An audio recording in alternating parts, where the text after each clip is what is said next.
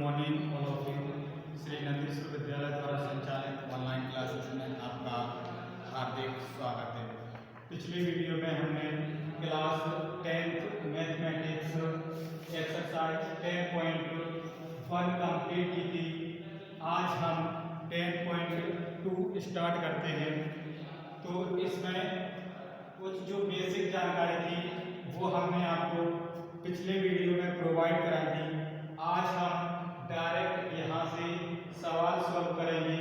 तो question number first second third exercise 10.2 का first second third आपके विकल्प वाले क्वेश्चन दिए हुए हैं।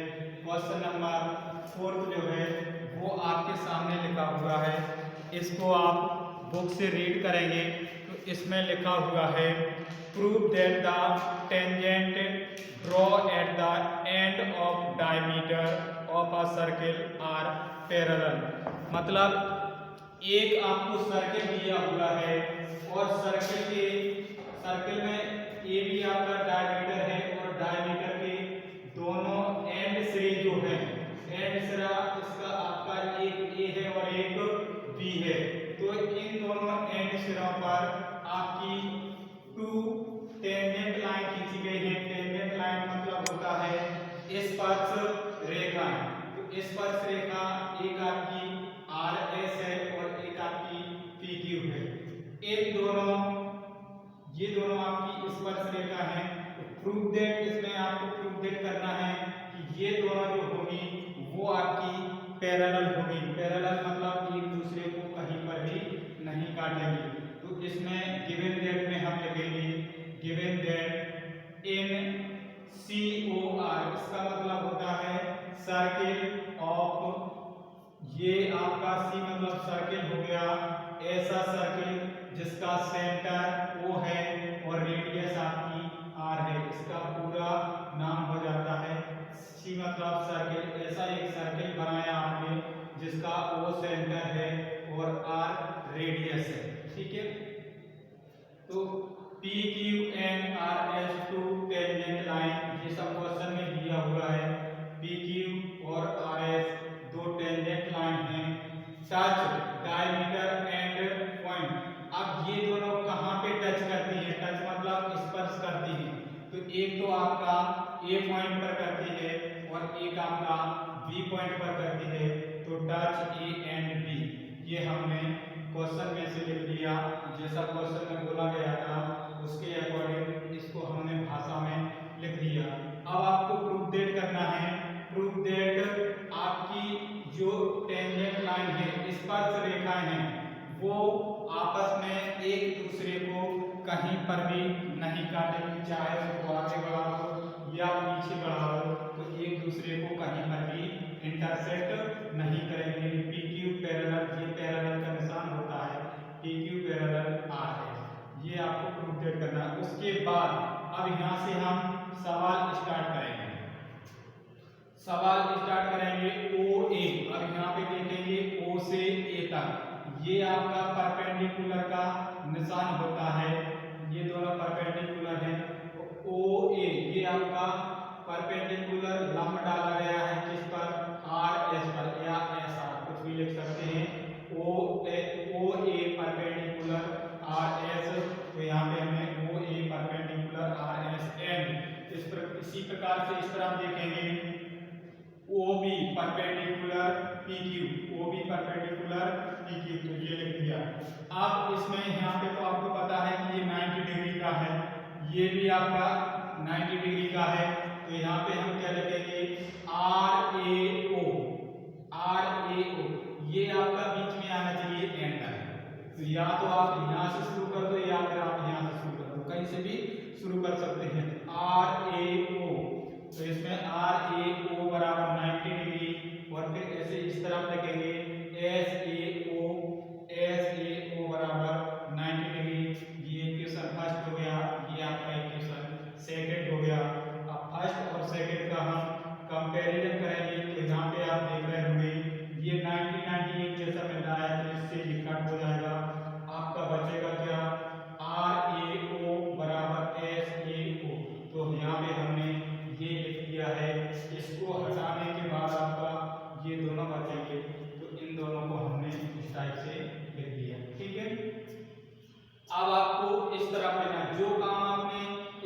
किया सेम वही की वही काम हम इस तरह करना है। अब इसमें अभी हमने क्या लिया था RAO, तो इसमें लेंगे हम PBO, तो इसमें हमने लिया PBO, एक तो हमने ये लिया और दूसरा हमने कौन सा लिया, दूसरा ये वाला लेना है आपको QBO। कुछ आगे पीछे कोई सा भी ले सकते हैं, चाहे ये वाला ले लो चाहे ये वाला, कोई सा भी ले सकते हैं, कोई दिक्कत नहीं है उसमें। तो यहाँ पे हमने पहले कौन सा ले लिया QBO बराबर 90 डिग्री और फिर ऊपर से ले लिया PBO बराबर 90 डिग्री। तो ये भी आपका 90 है, ये भी 90 है, क्योंकि यहाँ पे पहले से बोल दिया है कि ये आपका परपेंडिकुलर है। तो फिर से इक्वेशन 4th एंड 5th की हम कंपैरिजन करेंगे, तुलना करेंगे। तो आप देख रहे होंगे यहाँ पे 90 है, तो 90 से क्रॉस हो जाएगा, आपका क्या बचेगा, ऊपर आपका QBO बराबर PBO। ये आपका इक्वेशन 6 हो जाएगा, इक्वेशन 6, और आपका एक इक्वेशन निकला था 3rd। अब इन दोनों का आपको करना है, ठीक है, इक्वेशन 3rd एंड 6 इन दोनों का करेंगे। तो आप देख रहे होंगे यहाँ पे भी दोनों एंगल बराबर दिए हैं और यहाँ पे भी दोनों एंगल बराबर दिए हैं, मतलब आपके चारों एंगल ये जो है वो कैसे हो जाएंगे, बराबर हो जाएंगे।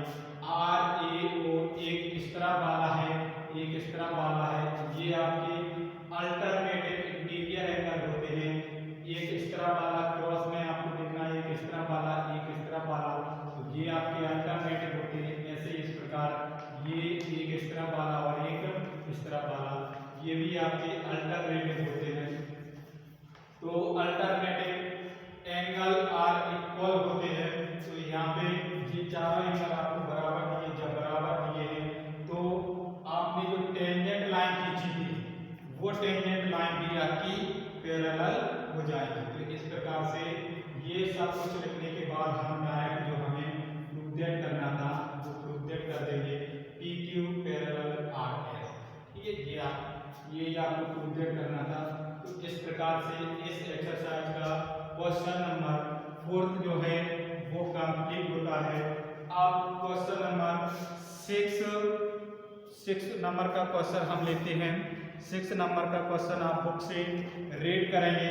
इसमें लिखा हुआ है the length of tangent from a point A diameter 5 centimeter from the center of the circle 4 centimeter, find the radius of the circle। तो इसमें रेडियस आपको निकालना है, सर्किल की रेडियस आपको निकालना है। तो हमने पढ़ा है पिछले वीडियो में, हमने आपको बताया था कि सेंटर से सर्कमफेरेंस तक की जो दूरी होती है वो आपकी रेडियस होती है। जैसे ये हमने सर्कल बना दिया, यहाँ से यहाँ तक की जो दूरी होगी वो आपकी रेडियस कहलाएगी। जैसे आपकी साइकिल के पहिए में जो ताने लगी रहती हैं, ठीक है, वो सारी आपकी रेडियस होती हैं। तो इसमें ये यहाँ से यहाँ तक की आपकी ये रेडियस हो गई, और जो वृत्त के बाहरी बिंदु पर स्पर्श करती है उसको हम टेंजेंट लाइन बोलते हैं। तो ये वाली जो होगी वो आपकी टेंजेंट लाइन होगी, और इसको हमने यहाँ से यहाँ तक मिला दिया। अब आप देख रहे होंगे कि इसमें एक समकोण त्रिभुज बन गया, राइट ट्रायंगल बन गया। तो राइट ट्रायंगल का नाम आपका होगा OAB। यहाँ पे आपका 90 डिग्री का एंगल बन रहा है। तो या तो आप यहाँ से स्टार्ट कर दो या फिर यहाँ से, एंगल जो है वो बीच में आना चाहिए आपका, ठीक है, BAO या AOB, यहाँ से हम लिखेंगे।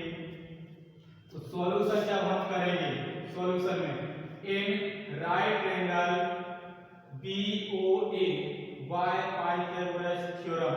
अब बच्चों आप इन दोनों सवालों को अच्छी तरीके से समझेंगे, क्योंकि आपका फर्स्ट सेकंड थर्ड जो क्वेश्चन हमने छुड़वाए हैं वो आप इसी तरीके से सॉल्व करेंगे। इसलिए उनको हमने छुड़वा दिया था ताकि आप उनको खुद करें, इनको देख के। तो इन सवालों को आप अच्छे समझेंगे।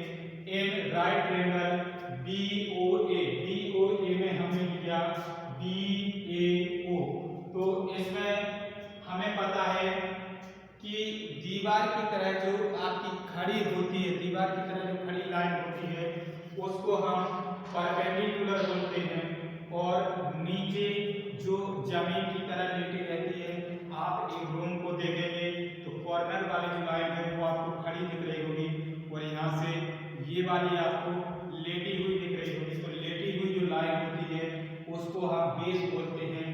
और एक जीना लगाया जाता है, ठीक है, जीना जो लगाया जाता है वो आपका हाइपोटेनस होता है। तो ये तीनों चीजें इसमें हमें क्लियर पता होना चाहिए। दीवार की तरफ जो सीधी खड़ी रहती है वो आपकी परपेंडिकुलर होती है, और जीने की तरह जो होती है वो आपकी हाइपोटेनस होती है, और बेस जो नीचे लेटी हुई रहती है वो आपकी बेस होती है। तो यहाँ पे हमने ये वाला फॉर्मूला लगा दिया। फॉर्मूला इसका हाइपोटेनस P की पावर 2, B की पावर 2, हाइपोटेनस की पावर 2, परपेंडिकुलर की पावर 2 और बेस की पावर 2। इसको हम हिंदी में बोलते हैं कर्ड की पावर 2 बराबर लंब की पावर 2 प्लस आधार की पावर 2। जिस तरीके से आपको लिखना आता है उस तरीके से आप इसको लिख सकते हैं। तो यहाँ पे जब हम मान रखेंगे 5 5 और 4 4, इनका मल्टीप्लाई करेंगे 25, इसका करेंगे 16 आएगा, और जब हम इसका ट्रांसफर करेंगे तो ये 25 में से 16 माइनस हो जाएगा तो आपका 9 बचेगा। यहाँ पे OA बराबर, ठीक है, OA की पावर 2। अब 9 को हम कैसे लिख सकते हैं, 3 into 3, तो पावर से पावर कट जाएगा तो आपका OA बराबर हो जाएगा 3 सेंटीमीटर, यानी इसकी जो रेडियस है वो आपने 3 निकाली है, ठीक है। आप इसी एक्सरसाइज का क्वेश्चन नंबर 7 लेते हैं। 7 नंबर का क्वेश्चन भी आपका इसी प्रकार का है, ठीक है। इस क्वेश्चन को आप बुक से अच्छे से रीड कर लें। तो इसमें आपको 2 सर्कल दिए हुए थे, सेकेंडरी मतलब एक दूसरे से सटे हुए, मतलब इनके बीच में कुछ गैप दिया हुआ था। इनके बीच में तो इस टाइप से हमने 2 सर्कल बना लिए, और यहाँ से यहाँ तक की जो रेडियस है वो 5 है, यहाँ से यहाँ तक की 5 होगी, यहाँ से यहाँ तक की ये 3 दी हुई है। इसमें भी आपका ये राइट एंगल बन गया, राइट एंगल। तो इसमें हम लिखेंगे इन राइट एंगल, अब इसका नाम हमने यहाँ पे ये लिखा है PAO, ये इसमें लिया है। फॉर्मूला आपको पता है, ये यहाँ पे भी लिखा था, इसमें भी वही वाला फॉर्मूला यूज कर रहे हैं। तो इसकी जगह पे आपको ये हाइपोटेनस 5 into 5, ये आपको परपेंडिकुलर 3 into 3 दिया हुआ है। जब 2 बार मल्टीप्लाई करके ट्रांसफर करके आप करेंगे तो यहाँ पे आपका 16 बचेगा।